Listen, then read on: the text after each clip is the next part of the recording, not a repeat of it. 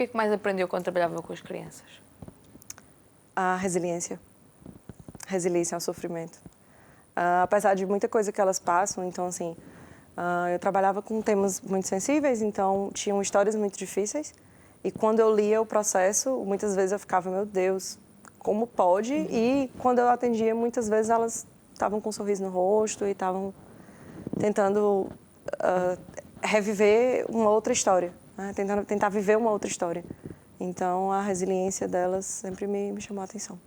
Quando passou para trabalhar com mulheres que sofreram violência doméstica, como é que foi essa mudança?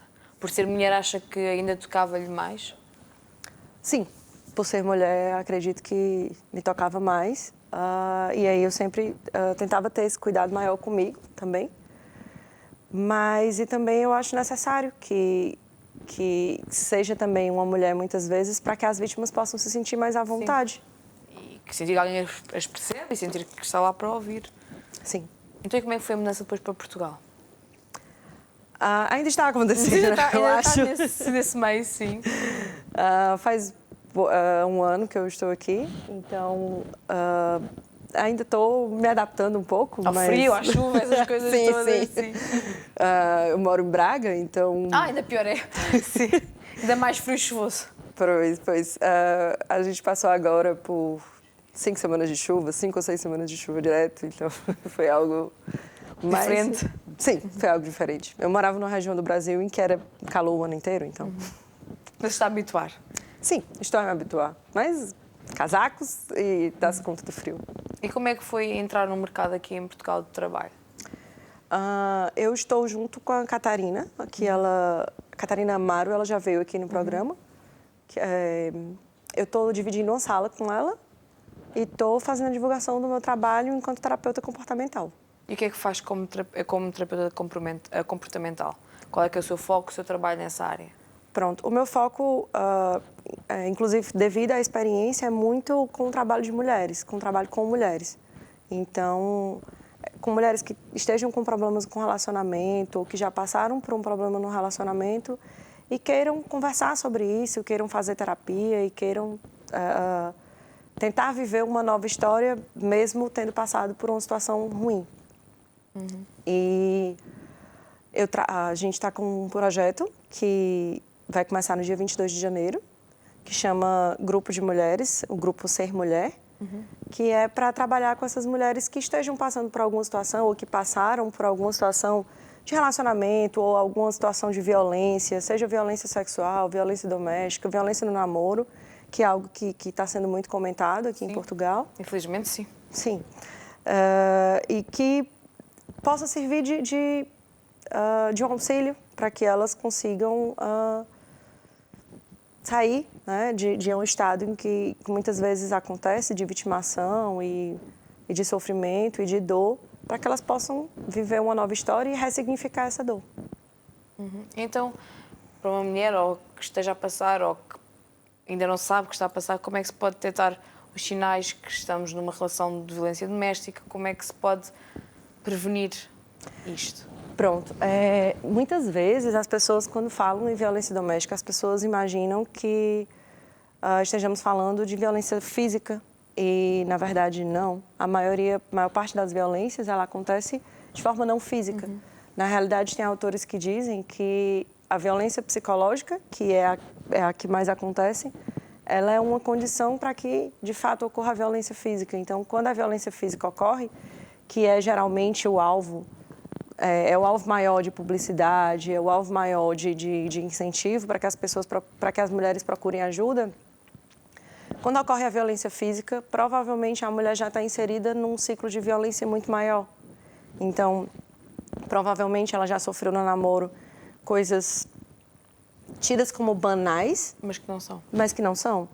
Então, inclusive, muitos relacionamentos que é o que se fala muito aqui em Portugal com a violência no namoro. Então, muitos jovens, eles acabam por não perceber que estão em um relacionamento violento, um relacionamento abusivo, porque eles ainda há uma romantização muito grande de relacionamentos. Do amor e do namoro, sim. Sim, há uma romantização muito grande da violência ainda. Então, assim, quando se fala, por exemplo, em ciúmes, As pessoas acham que ter ciúmes exagerados é normal ou não, mas é porque ele gosta de mim. Fazem, sim. Sim. E, na verdade, não. Ciúmes, na verdade, pode ser um sinal de que a pessoa está a tentar lhe controlar. E, às vezes, piadas, às vezes, chantagens, às vezes, dizer que não pode sair com determinada roupa, dizer que uma determinada roupa está curta, ou, enfim. Isso, na verdade, é uma tentativa de controle. E, a partir do momento em que a mulher, pela naturalização disso, pelo que a nossa sociedade, inclusive, diz, não, mas é porque ele é homem, acaba se fazendo uma normalização disso, uma romantização disso, e a mulher vai aceitando. Então, muitas vezes, ou então, não só propriamente a mulher, mas o próprio homem, que também pode ser vítima de violência. Não é só a mulher que sofre, às vezes pensa que é só o lado feminino, mas não é. Sim. E acaba-se por normalizar isso, acaba-se por romantizar essa situação, e as pessoas acabam por não perceber que estão num relacionamento abusivo, que estão passando por uma violência no namoro. E quais é que são os sinais, então? É os ciúmes em excesso? Pronto, os ciúmes em excesso é um sinal. As piadas que podem surgir, determinadas humilhações. Então, se ele ou se ela gritar muito com você em uma discussão, tentar lhe controlar, isso também pode ser um sinal de violência no namoro. Na verdade, se você tem medo de falar alguma coisa para o seu namorado, para o seu companheiro, é algo também que já pode ser um sinal e você pode procurar ajuda. Então, aqui em Portugal tem muitos órgãos que trabalham com isso. Também, eu enquanto terapeuta comportamental, posso ajudar, além de outros órgãos que trabalham. A PAV, enfim, tem vários órgãos de divulgação e as pessoas podem procurar ajuda quando sentirem que estão passando por um relacionamento que pode estar ou não numa situação de violência. Mas é importante que se tome cuidado. E há pessoas que são mais suscetíveis de serem vítimas ou todas as pessoas podem... Todas as pessoas podem ser vítimas de violência. Ainda há um certo... preconceito de que, em geral, são as mulheres mais pobres ou, em geral, são as mulheres que... mais fracas, entre aspas. Sim, mais frágeis ou que não têm um emprego, não têm como se sustentar. E, na verdade, não. Lá no Brasil, e aqui eu também já atendi algumas pessoas, em que eram mulheres bem-sucedidas profissionalmente, mas passaram por situações de violência e ainda estavam numa situação de normatização dessa violência, de romantização dessa violência. Então, muitas diziam, por exemplo, que preferiam continuar porque não tinham nascido para ser divorciadas. E eram mulheres bem-sucedidas profissionalmente. Então, ainda há um certo preconceito da sociedade. Então, muitas mulheres e muitos homens, muitas vítimas, se sentem envergonhadas em dizer que... Sim. Eu acho que até principalmente os homens. Homem dizer, eu sou vítima de violência doméstica, eu sinto que eles não têm coragem de dizer e expor essa situação. Sim, inclusive há muitas campanhas voltadas para os homens, mais recentemente, justamente por isso, porque os homens podem sentir vergonha de chegar à polícia e dizer o que está acontecendo. Então, uma pessoa que esteja-nos a ver ou que conheça alguém que esteja a passar por uma situação destas, o que é que pode fazer? Olha, existem alguns canais em que a pessoa pode pedir ajuda, existem diversos órgãos de divulgação, ou a pessoa também pode, se sentir à vontade, me procurar. Eu deixei meu material de divulgação, então pode me procurar e eu posso tentar ajudar e, ao mesmo tempo, indicar para outros órgãos que trabalhem, ou para a polícia, o que for necessário. E quando trabalha com estas mulheres e com estas pessoas, qual é que costuma ser o procedimento? Ou o que é que costuma ter que fazer ou falar para ajudar? Olha, isso vai de pessoa para pessoa, isso vai da história que chega até você. Mas o primeiro passo é estar ali como uma pessoa disposta a acolher. Então, muitas pessoas, quando chegam, elas chegam se sentindo culpadas. Então, é uma dos passos da violência doméstica, dos passos da violência psicológica, principalmente, o se sentir culpado. Então, muitas mulheres, muitos homens, muitas vítimas, quando chegam, elas se sentem culpadas. Então, num primeiro momento, às vezes, elas nem dizem tudo que se passou. Mas o principal é estar ali numa posição de acolhimento, estar ali numa posição de escuta.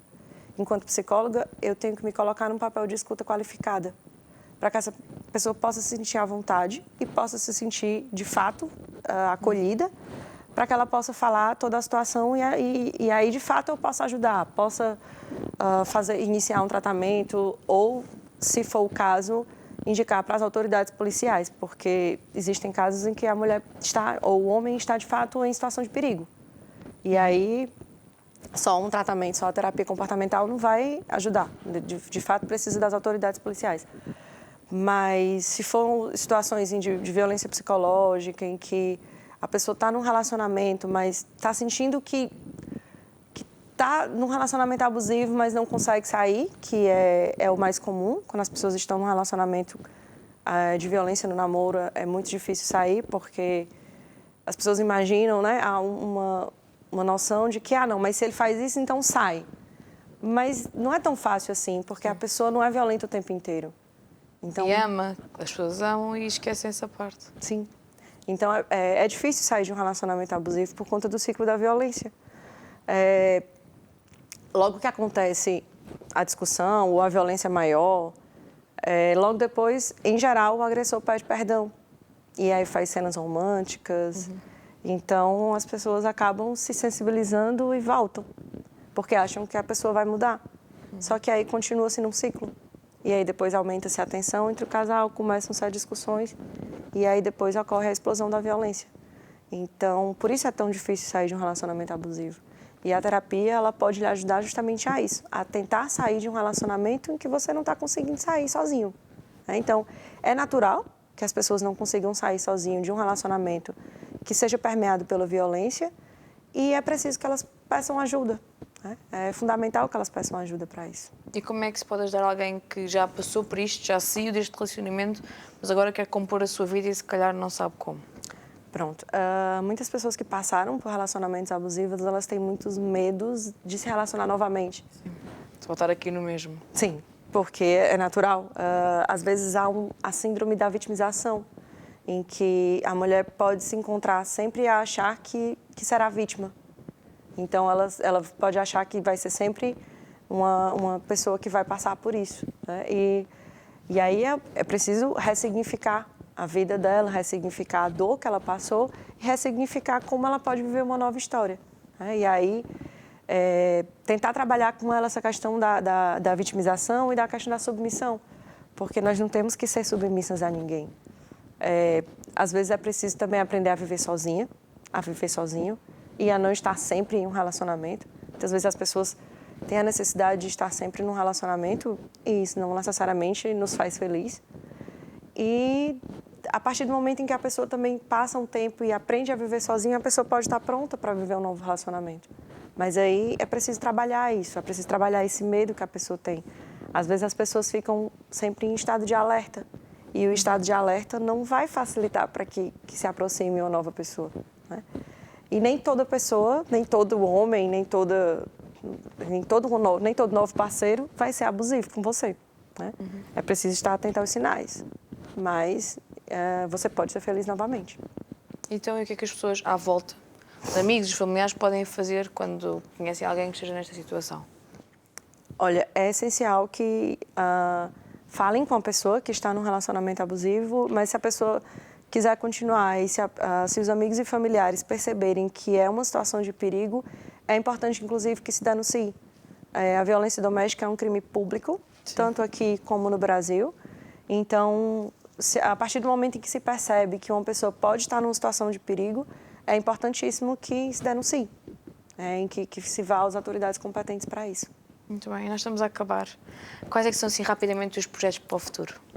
Pronto, eu vou continuar atendendo como terapeuta comportamental em Braga, e aí já vai ter meu material de divulgação aqui, e também o grupo de mulheres que vai começar no dia 22 de janeiro, então as mulheres que se sentirem convidadas a participar, que se sentirem que precisam, que acham que precisem, refletir um pouco sobre ser mulher. E estar com outras mulheres e aprender mais sobre isso, sim. Sim.